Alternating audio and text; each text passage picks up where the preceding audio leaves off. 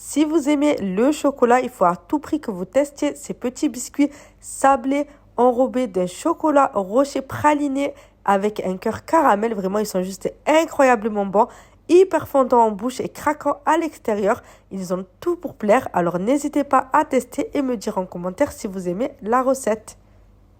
Allez, on commence tout simplement par mettre une plaquette de 250 g de beurre mou dans une grande terrine. On va ajouter à cela 110 g de sucre glace et on va bien malaxer le tout pour avoir un mélange bien crémeux. Avant d'avoir versé le sucre glace, je l'avais tamisé pour éviter qu'il n'y ait des morceaux à l'intérieur. On va ensuite ajouter 2 œufs entiers à notre préparation et là on mélange à nouveau avec les doigts.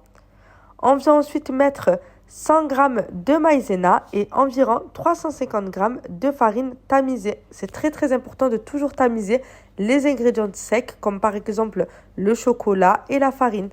On va ramasser le tout. Là, j'ai eu un problème avec ma caméra, mais j'ai simplement ramassé ma pâte sans la pétrir et je suis venue l'emballer dans du papier cellophane pour la laisser poser au minimum 30 minutes au frais. Sachez que comme toutes les pâtes sablées, vous pouvez les préparer la veille et les laisser au frais toute la nuit. Moi, c'est ce que je fais pour une meilleure organisation. Ensuite, on va venir récupérer notre pâte et on va l'étaler sur le plan de travail jusqu'à avoir une épaisseur d'environ 3 à 4 mm. Il ne faut pas que ce soit trop épais ni trop fin. Ensuite, on récupère un emporte-pièce de la forme de votre choix. Moi, j'ai choisi de faire des petits cœurs. On va tout simplement découper nos formes de sablé. On enlève le surplus de pâte. Bien entendu, on peut réaliser d'autres petits biscuits avec la pâte, donc on ne la jette pas. On la place de côté sans la travailler. On récupère ensuite tous nos petits cœurs et on va les disposer sur une feuille de papier cuisson sur une plaque allant au four. On va enfourner ensuite dans un four préchauffé à 180 degrés, chaleur statique pendant 6 à 7 minutes, pas plus. On prépare ensuite notre caramel Nestlé. Pour ça, on va faire bouillir tout simplement une boîte de conserve de lait concentré sucré pendant 30 à 40 minutes sous pression, voire beaucoup plus si vous n'utilisez pas une cocotte minute. Et quand le caramel est encore chaud, on va venir le fouetter énergiquement pour avoir un mélange bien fluide comme celui-ci. On va le placer dans une poche à douille pour plus de facilité et on va tout simplement venir récupérer nos petits biscuits sablés.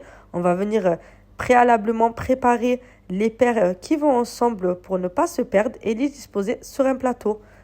Et moi, personnellement, pour ne pas me perdre, je place tout simplement tous mes sablés en ligne.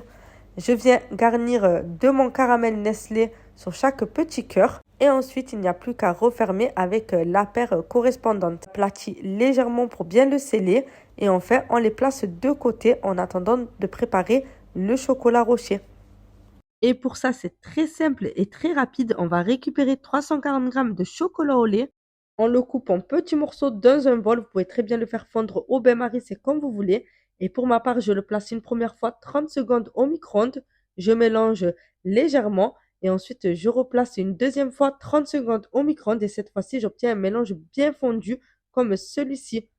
On verse ensuite 35 ml d'huile neutre pour avoir un mélange bien plus fluide et bien brillant. Puis on termine tout simplement en venant ajouter 80 g de praliné concassé.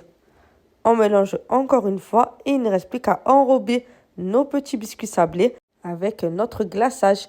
Pour ça, je le trempe directement dans le bol. Puis on le dépose simplement sur une grille de cuisson pour que tout le surplus de chocolat retombe. Et voilà, on les laisse sécher quelques minutes soit au frais, soit à l'air libre. Et une fois qu'ils sont froids, le chocolat devrait durcir et vos gâteaux seront prêts. Vous n'avez plus qu'à les placer dans des petites caissettes. J'espère que vous avez aimé la recette. Si c'est le cas, n'oubliez pas de me le faire savoir en laissant un petit like et un petit commentaire.